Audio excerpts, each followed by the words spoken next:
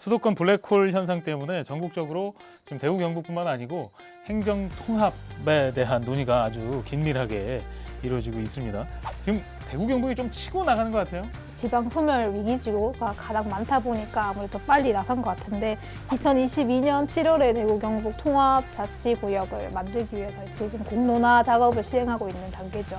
청년층의 인구 유출에 대한 얘기에 좀 집중해서 얘기를 나눴으면 좋겠습니다. 이게 뭐 수도권으로 인구 청년뿐 아니고 인구 유출되는 현상은 어제 오늘의 얘기가 아니에요. 청년 유출이 가장 심한 도시는 서울입니다. 서울은 빠져나가더라도 경기권, 그러니까 소위 말하는 수도권으로 정착을 하는 케이스가 많은데 네. 대구는 빠져나가는 인구들의 대부분이 수도권으로 가고 있거든요. 네. 동북지방통계청이 공개를 했는데 올해 2분기 대구 인구 순이동이 전분기 대비해서 4,953명, 네. 경북은 4,733명이 순유출을 했는데 일단 대구 같은 경우에는 2010년 이후로 대구가 이제 250만이 깨진 지가 좀 네. 됐거든요. 네. 그러니까 240만대로 지금 인구가 되고 있는데 10년 새에 한 8만 명 정도 인구가 지금 계속 감소를 하고 있습니다.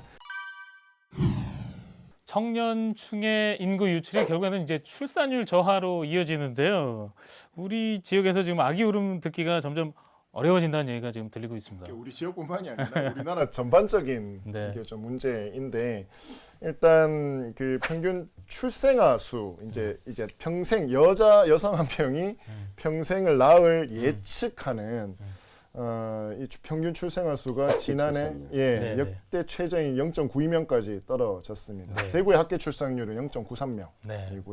그리고 경북은 1.09명인데 그러니까 쉽게 얘기하면 남자하고 여자하고 둘이가 만나면 둘을 낳아야 플러스 마이너스 0이잖아요. 네. 근데 그러면 2점보다 좀 높아져요. 2.1% 정도는 되어야 이게 인구가 유지가 되고 늘어날 그렇죠. 건데 사람이 이제 죽는 거를 생각을 하면 네. 근데 이게 이제 둘이 만나서 한 명이 안 낳는 거니까 이게 네. 엄청나게 많이 떨어진 거고 일단 그 통계청이 지난 2월에 발표했습니다. 2019년 출생 사망 통계 잠정입니다. 에 따르면 지난해 대구의 학계 출산율이 전년 대비 5.4%또 감소를 했습니다. 가뜩이나 없는데 더 감소를 했고요. 출생아 수는 전년보다 8%가 줄었습니다. 네. 경북의 학계 출산율도 2018년 대비해서 6.6% 정도 떨어졌는데 일단 경북의 출생아 수는 전년도보다 9.9% 감소한 수치입니다. 근데 경북이 출산율이 타 지역보다 평균적으로 높은 편인데 여기도 계속 떨어지고 있다라고 볼 수 있고요. 예. 그러니까 인구 1,000명당 출생아 수를 뜻하는 게 이게 조출생률이라는 게 있는데 네. 이것도 대구와 경북 모두 5.5명으로 전년보다 대구는 0.4명, 그러니까 경북은 1.0명입니다. 그러니까 1,000명의 출생아 수가 몇 명이냐. 그러니까 이게 보통은 피라미드형이었는데 지금 우리나라는 역피라미드로 지금 그래프를 그려보면 노년층들이 훨씬 많은 것으로 지금 그래프가 옮겨지고 있고요. 네. 우리나라 여성 연령 출산율을 보면 40대 제외한 전 연령대에서 감소를 하고 있습니다. 네. 30대 초반이 86.3명이 가장 높았고요. 30대 후반이 45명, 20대 후반이 35.7명으로 뒤를 잇고 있습니다. 우리나라 전반적으로 이 어떤 연령들이 높아지고 있다라는 네. 것이 여기서 좀 볼 수 있고요. 평균 출산 연령은 33세가 평균으로 이제 잡혔는데 전년보다 0.2세 높아졌습니다. 네. 35세 고령 산모의 비중이 3.3%인데 전년 대비해서 1.5% 높아졌고요. 출산 순위별 출생아 수는 첫째 아가 마이너스 4.6%, 둘째 아는 마이너스 9.3%, 네. 셋째 아 이상은 마이너스 8.9%. 그러니까 첫애 놓고 둘째 놓을 때 정말 많이 떨어지고 네. 일단 둘째를 놓으면 셋째는 한번 시도해 보는 것은 조금 늘어난다. 라는 것을 볼 수가 있죠. 네. 일단 대구와 경북 자연 증가, 이제 인구에 대한 자연 증가가 출생아 수가 사망자 수보다 적어졌기 때문에 자연 감소를 보이고 있고요. 예. 지난해 사망자 같은 경우에는 대구는 13,000여 명, 그리고 경북은 21,000여 명입니다. 전년 대비해서 각각 300명에서 600명 정도 줄었습니다. 그러니까 네. 사망자 수도 줄다. 네. 그러니까 훨씬 더 오래 사신다라는 얘기죠. 네. 그리고 이 인구 1,000명당 사망자 수를 뜻하는 조사망률 같은 경우에는 대구 5.7명, 경북은 8.2명입니다. 그러니까 앞에 이 조출생률과 비교를 해보면 거의 어떤 출생률보다는 일단 사망률이 훨씬 더 적어지고 있다. 네. 그러니까 이런 걸 좀 볼 수 있는 것 같습니다. 네, 사망률까지 짚어주셨는데 2030 이 가임기 여성들이 여기 지금 정착을 안 하는 거거든요. 이 부분은 우리 기 박사님이 좀 짚어주시죠. 그 왜 그러냐면 이제 대구는 좀 덜하죠. 대도시는 좀 저 산후조리원 같은 시설들 일단 기본적으로 있고 한데 경북의 경우에는 특히 경북 북부에는 그 산후조리원도 안에 제대로 된 데가 없습니다. 산부인과가 영천 같은 경우에는 올해 처음 생겼습니다. 그렇죠. 첫째 산부인과가 없고 그다음에 그러니 동시에 산후조리원도 없는 당연하죠. 겁니다. 예. 그러니까 어렵게 임신을 해도 출산은 대도시 나가서 하는 겁니다. 다른 쪽으로 가는 겁니다. 그러니까 이제 그 열악성이 이제 반복되는 악순환의 연속이죠. 그러다 보니까 이 지역을 떠나게 되고 또 이 임신 기간이 지나 임신 기간에 이제 그 사회생활을 했던 경력이 단절되잖아요. 그런 분들이 이제 출산하고 난 다음에 적절한 출산 휴가 이후에 다시 직장 복귀를 해야 되는데 할 수 있는 그런 직장 여력이 안 돼, 환경이 안 되는 거지. 그런 여성을 받아줄 수 있는 환경이 안 된다는 거지. 보통의 특히 중소기업 같은 경우 인력 한 명 빠지면 빨리 다른 사람 채워서 일이 돌아가야 되는데 그 6개월, 8개월 기다려줄 수가 없어요. 맞습니다. 그럴 상황이 안 됩니다. 그러다 보니까 이제 바로 그런 것을 이제 지표로 얘기하면 이제 저임금이 이 전국 광역시도별로 대구가 3번째로 낮은 편에 들어가고 그리고 주 52시간 이상의 노동자 비중도 대구의 경우 의외로 3번째 이 전국의 광역시급임에도 불구하고 이런 이 노동 환경도 어쨌든 젊은 친구들이 20, 30대 여성들이 출산을 하고 출산 이후에 여기에 계속 정주하고 살겠다라고 하는 네. 그런 의지가 약해질 수밖에 없는 환경이죠. 네. 그래서 그 뭐 경력 단절 여성들도 우리 지역에 굉장히 많은 것 같아요. 이 부분도 우리 김 기자가 설명해 주시죠. 경력 단절 한국은행 대구 경북 본부가 분석한 자료에 따르면은 지난해 상반기 대구 경북의 여성의 경제 활동 참가율은 대구가 50.8%, 경북이 52.4%라고 하거든요. 네. 광역시도의 평균에도 훨씬 못 미치고 고용률 역시도 다른 지자체보다 낮은 상황이에요. 네. 그래서 일자리를 위해서 아예 대구 경북을 떠난 20, 30대 여성이 최근 3년 동안 24,000여 명이라고 하거든요. 그래서 이런 걸 보면 경력 단절, 만약에 내가 임신을 한다라고 해도 다음에 육아휴직을 써서 다른 직장을 갈 수 있을지도 모르고 대부분 보면은 남성들이 대구 경북에서 육아휴직을 쓰지 않는 이유 중에 첫 번째가 임금 때문이라고 하거든요. 임금이 줄기 때문에 일을 그만둘 수 없다라는 답변이 되게 많았는데 그런 일자리와 임금 문제가 가장 접점하게 있는 것 같습니다. 네. 역시 이제 지자체에서 뭐 다양한 노력들을 하고 있는데 이 부분은 우리 이창원 대표께서 좀 예. 짚어주시죠. 일단 경북이 좀 나서고 있습니다. 일단 국공립 어린이집을 연차적으로 늘리겠다. 아무래도 이제 이 학부모 저도 이제 애들 둘 다 유치원 어린이집 보내고 있는데 네네. 국공립 보내려면 진짜 몇 년 전부터 준비해야 되거든요. 줄 서야 된다고 그러죠. 네, 엄청납니다. 이 경쟁률이 치열한데 일단 2022년까지 180곳으로 늘리겠다라는 거고 그리고 500가구 이상 아파트 내에는 요즘 이제 아파트 안에 어린이집들이 있거든요. 네. 국공립 어린이집 의무로 설치를 하겠다라고 일단 제도를 만들고 있습니다. 그리고 맞벌이 가정 저도 맞벌이 있다 보니까 저녁에 항상 오늘 애 어떻게 하나 이게 우리 집안의 가장 큰 숙제 중에 네. 하나예요. 근데 초등학교 이제 방과 후 돌봄 공백 해결 위해서 경북형 온종일 돌봄 체계를 일단 구축하겠다라고 하고 있고요.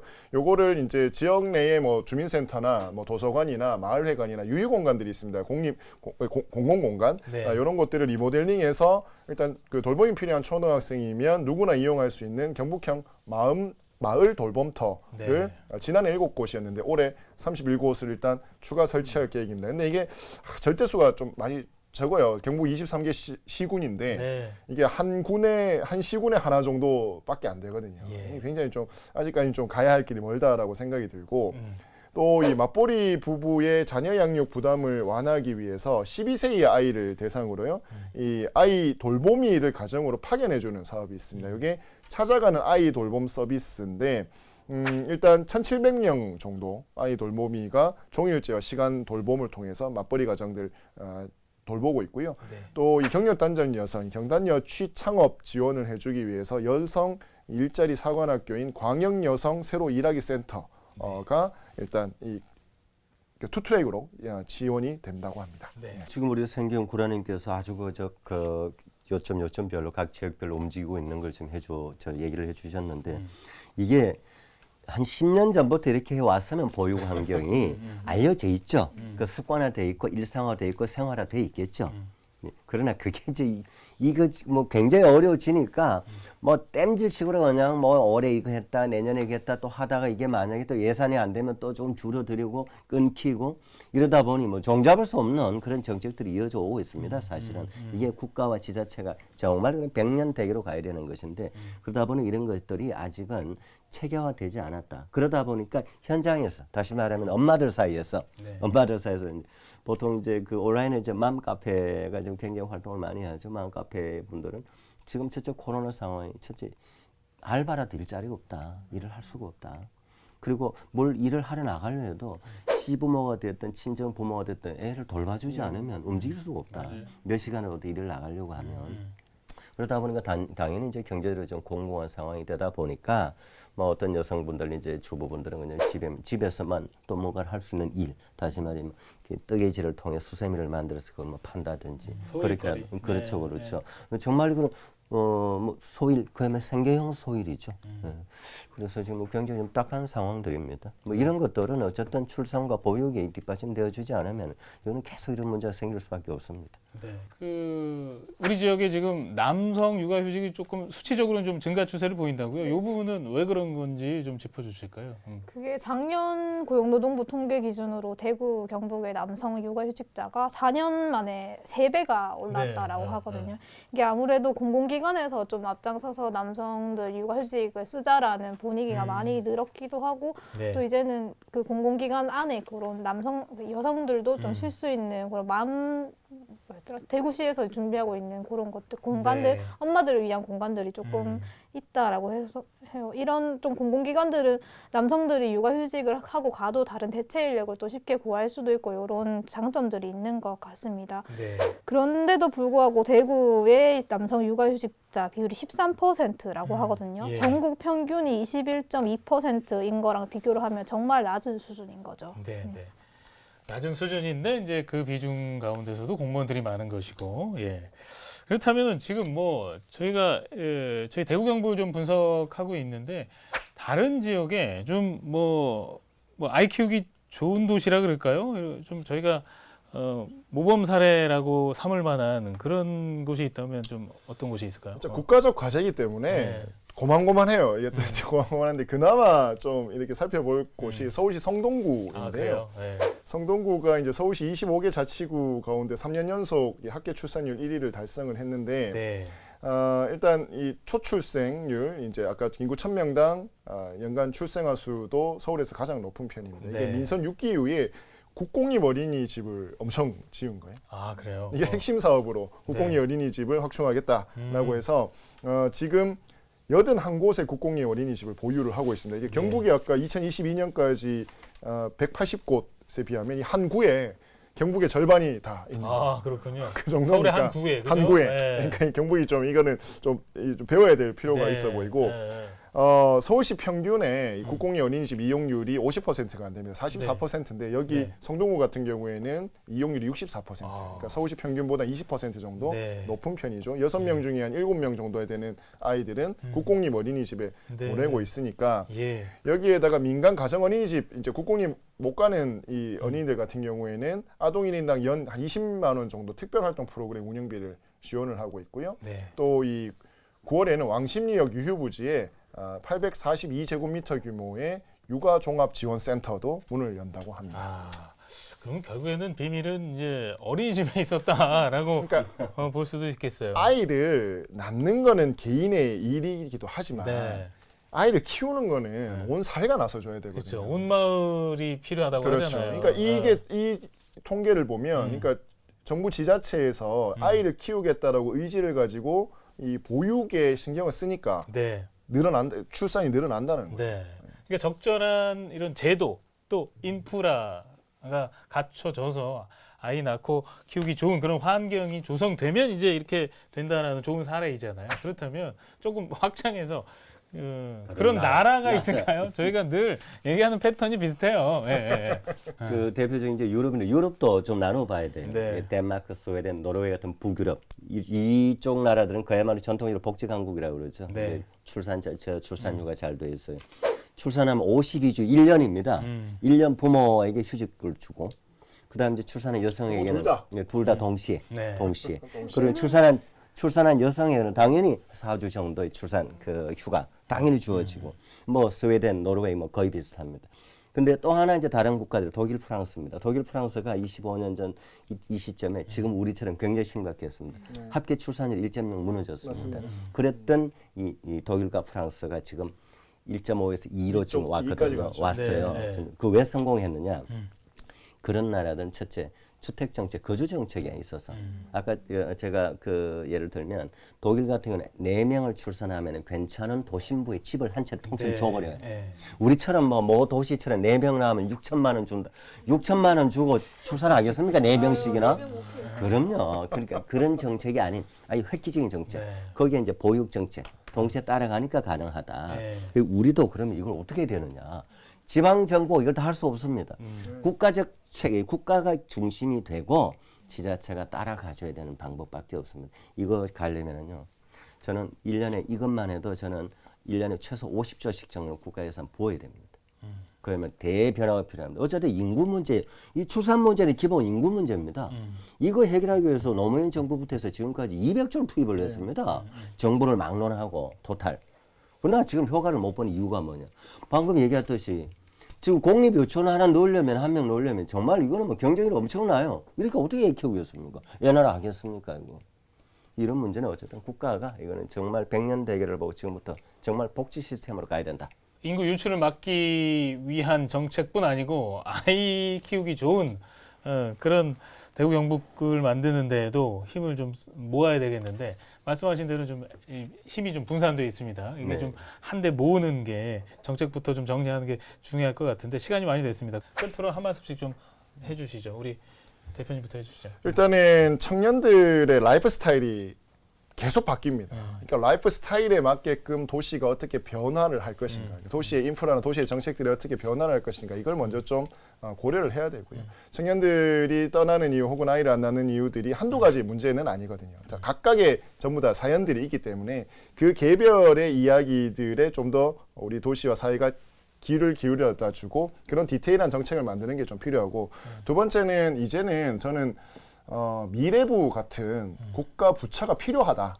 그러니까 미래 정책을 이끌기 위해서 청년, 어떤 교육, 그리고 뭐 아동, 뭐 출산 이런 것들을 좀 통합 관리할 수 있는 정부 부처가 필요합니다. 이게 너무 좀 나뉘어져 있고 지금 여성가족부가 이걸 담당을 하고 있는데 여기에 너무 힘이 약해요.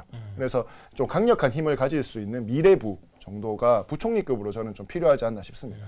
일본의 그 지방창생 담당상이라고 있습니다. 지방창생 담당 장관이죠. 예, 그야말로 이 지방 소멸, 지방 쇠락 이 부분을 어떻게든 해결하기 위해서 지방을 부흥시키기 위해서 지금 10년 전부터 지금 활동을 하고 난 부가 있어요. 우리도 있어야 된다. 이제 출산과 관련해서 미래부 좋고요. 그다음 그야말로 이제 그 국가를 대개조하는 전, 그 동시에 추가가 돼야 된다고 생각을 합니다. 국가가 나서서 애도 키워주고 우리 일자리도 좀 만들어서 공공 일자리 늘리는 것처럼 만들어서 주고 문화 영역 인프라도 좀 만들어주고 이런 것들을 너무 우리 일반에게만 맡겨놓지 말고 이제는 진짜 심각한 문제라고 생각을 했으면 좀 더 이게 성동구 사례처럼 이렇게 많은 좀 자본을 투입해서 좀 적극적으로 나서줬으면 좋겠어요. 사실 계속 우리는 청년들만 닦이고 있는 것 같은 느낌이 거의 한 10년째 받고 있는 거거든요. 피해의식이 계속 생기는 그렇죠. 거죠. 우리가 뭐 잘못해서 못하는 건가라는 생각이 계속 받고 있는 건데 그렇지 않고 진짜 정부도 좀 적극적으로 나서는 모습을 좀 보여주면 좋겠다라는 생각입니다. 네, 그래요. 시간이 많이 됐습니다. 끝으로 한 줄 평으로 마무리하겠습니다. 기 박사님부터. 예, 할 수 있는 것 먼저 하자. 산후조리원부터 만들자. 예, 정말 이거는 지자체 단위에서 만들 수 있습니다. 큰 돈 들어가는 거 아니고요. 그야말로 애 한 명 울음소리 듣기 어려운데 그 한두 명 낳은 애들이라도 산후조리라도 공공 차원에서 접근하자. 그래서 23개 시군별로 없는 곳은 각 시군별로 공공 산후조리원을 하나씩 빨리 만들어 들어가자. 이 얘기 드리고 싶습니다. 네. 우리 김 기자님. 저는 뭐 이어서 우리가 하는 만큼 정치와 행정에서도 해주길 바랍니다. 네. 우리가 노력하는 만큼 정부에서도 정치에서도 네. 같은 마음으로 좀 해줬으면 그렇죠. 좋겠다. 절실한 마음을 가지고. 네. 내 아를 낳아도 나의 아이가 이제까지 정말 개인의 아이였지만 우리 모두의 아이다. 예, 그래서 우리 모두가 이 여성들에게 아이를 낳아달라고 하려면 네. 무슨 준비부터 해야 되느냐 네. 이걸 좀 말씀드리고 싶습니다. 지난 시간과 이번 시간에 이어서 대구 경북 청년층 인구 유출과 또 아이 낳기 좋은 또 아이 키우기 좋은 대구 경북에 대한 얘기를 좀 나눴는데요. 저희는 다음 이 시간에 더 거침없는 입담으로 다시 찾아뵙도록 하겠습니다. 시청해주신 여러분 고맙습니다.